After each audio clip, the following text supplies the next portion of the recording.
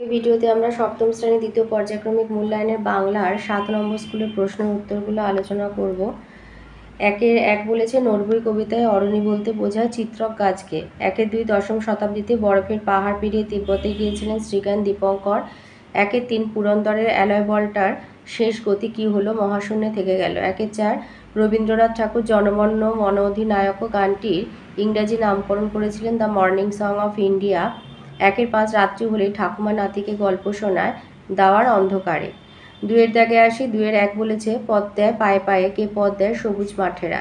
দুয়ের দুই, লেক্সে ভারী জল শুকাতে কত বছর লাগবে, 10,000 বছর।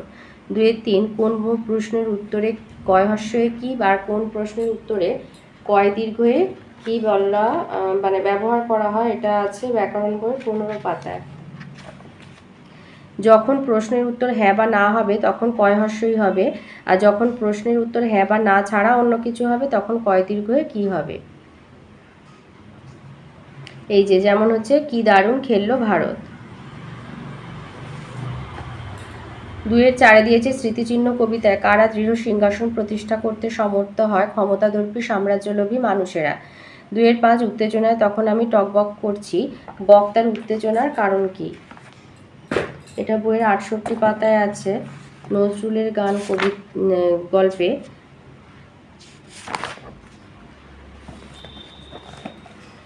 এই যে গান গাইলেন, তা শুনতে শুনতে দেখলাম সভা একেবারে স্তব্ধ হয়ে গেল, বুঝলাম কাজীর গান কি জিনিস।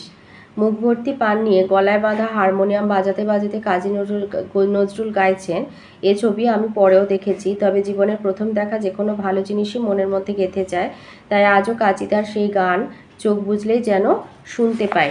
তাহলে বলেছে, বক্তার উত্তেজনার কারণ হচ্ছে কাজী নজরুলের গান তাকে এতটাই অভিভূত করেছিল যে তিনি উত্তেজনায় টকবক করে ফুটছিলেন। দুয়ের ছয়, কোন গানের অনুপ্রেরণায় রবীন্দ্রনাথ আমার সোনার বাংলা গানটি রচনা করেছিলেন। লিখবে, মাঝিদের কাছ থেকে আহরিত আর সরলা দেবীর সুরের অনুপ্রেরণায় তিনি সোনার বাংলা গানটি লিখেছিলেন।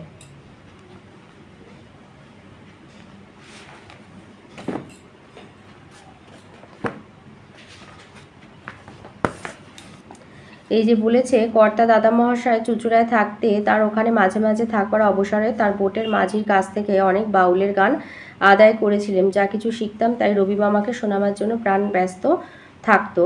তার মতো সমস্তার আর কেউ ছিল না। যেমন যেমন আমি শোনাতুম অমনি অমনি তিনি সেই সুর ভেঙে কখনো কখনো তার কথাগুলোর কাছাকাছি দিয়ে গিয়ে একখানা নিজের গান রচনা করতেন। যেমন, কোন আলোকে প্রাণের প্রদীপ, যদি তোর ডাক শুনে কেউ না আসে, আমার সোনার বাংলা প্রভৃতি অনেক গান সেই মাঝির কাছ থেকে আহরিত, আমার সুরে বসানো। আমার সুর মানে সরলা দেবীর সুর বসানো। মাঝিদের কাছ থেকে আহরিত এবং সরলা দেবীর সুরের অনুপ্রেরণা তিনি গানটি রচনা করেছিলেন। দুয়ের সাত, কাল থেকে মনে মন লেগে আছে খটকা। কেমন খটকা লেগে আছে? কাল থেকে মনে মন লেগে আছে খটকা, খটকা কি নিয়ে, ঝোলাগুড় কিসে দেয়। তিনের একে বলেছে, একে মেঘচুরি বলা যায়, কোন ঘটনাকে মেঘচুরি বলা যায়, এ বিষয়ে পৃথিবীর বিভিন্ন দেশ কি দাবি করেছিল। এটা আছে বইয়ের 51 পাতায়, মেঘচোর গল্পে, সুনীল গঙ্গোপাধ্যায় মেঘচোর গল্পে। তাহলে কোন ঘটনাকে মেঘচুরি বলা হয়েছে। এই যে, অন্য দেশ থেকে মেঘ তাড়িয়ে এনে সাহারায় বৃষ্টি ঝরিয়েছেন, সেই দেশে এবার বৃষ্টি কম হবে, একে মেঘচুরি বলা যায়। বৃষ্টিবিজ্ঞানী পুরন্দর চৌধুরী অন্য দেশ থেকে মেঘ তাড়িয়ে এনে সাহারায় বৃষ্টি ঝরিয়েছেন, আর সেই দেশে এবার বৃষ্টি কম হবে, একে মেঘচুরি বলা যায়। আর রাষ্ট্রসংঘের অনেকগুলি দেশ দাবি তুলেছে যে মেঘচুরি আইন করে বদলানো দরকার। তিনের দুই, এ যাত্রা তোমার থামাও। লেখক কাকে এই কথা বলেছেন, এর কোন উত্তর তিনি কিভাবে পেয়েছেন।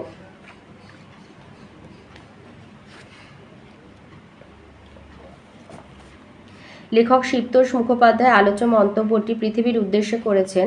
প্রবন্ধকার পৃথিবীর কাছে জানতে চেয়েছিলেন, তোমার কেন চলবার জন্য এত দায়, এ যাত্রা তোমার থামাও, সূর্যি তো কারুর পিছু পিছু ধাওয়া করছে না, তুমি কেন এত তাড়াতাড়ি করছো। লেখকের এই প্রশ্নের উত্তরে পৃথিবী জানিয়েছিল, থামা মানে জীবনের শেষ, যতদিন আছো ততদিন চলো, দাঁড়িও না, শাশ্বত সত্যের দিকে যাওয়ার গতি বন্ধ করো না। চরৈবতী অর্থাৎ পৃথিবীর কাছ থেকে লেখক এগিয়ে চলার বাণী শুনেছিলেন।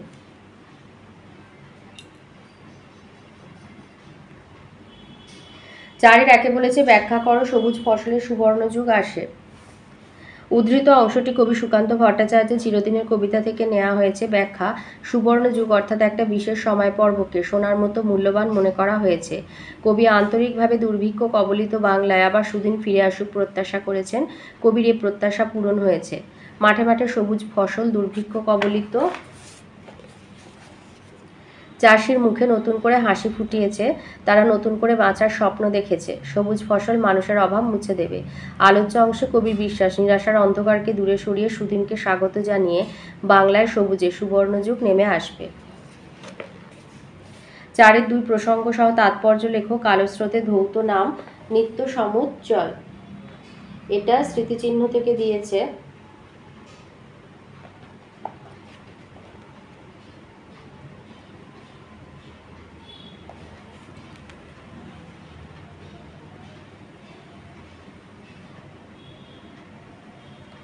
এই যে এটা বলবে যে এই যে কালো স্রোতে কাদের নাম ধুয়ে যায়, সেই স্রোত তাদের স্মৃতি গ্রাস করতে পারে না।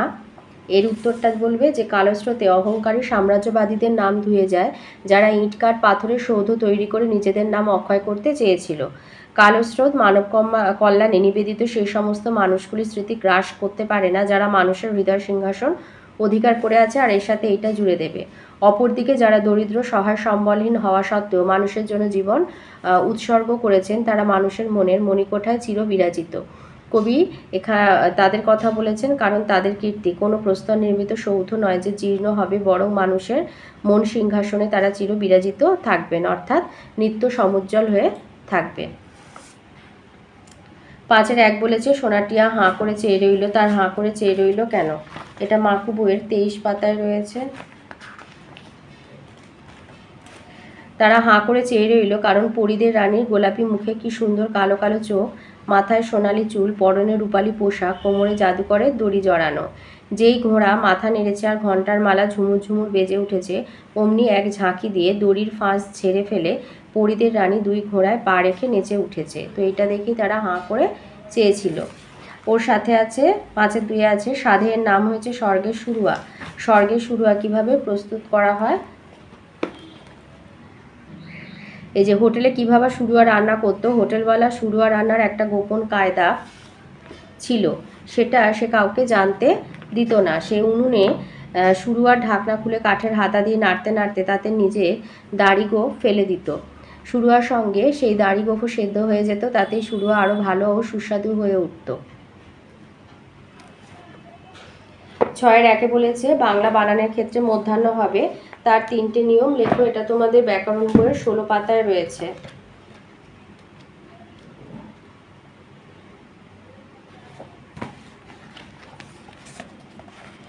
একটা নিয়ম হচ্ছে মধ্যাহ্ন র আর স এই 3 বর্ণের পরে শব্দের মধ্যে দন্তান্ন মধ্যাহ্ন হয়, যেমন ঋণ, বর্ণ, ঘৃণা, স্বর্ণ, তৃণ, জীর্ণ, সহিষ্ণু। 2 হচ্ছে রি র পেটকাটা মধ্যাহ্নস্বর পরে স্বরবর্ণ কবর্গ পবর্গ, অন্তেজ ব হ এবং অনুসার ব্যবধান থাকলে মধ্যাহ্ন হয়।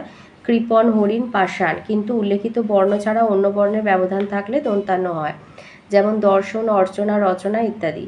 আর 3 নম্বর হচ্ছে ট ঠ ড ঢ এর সঙ্গে মধ্যাহ্ন হয়।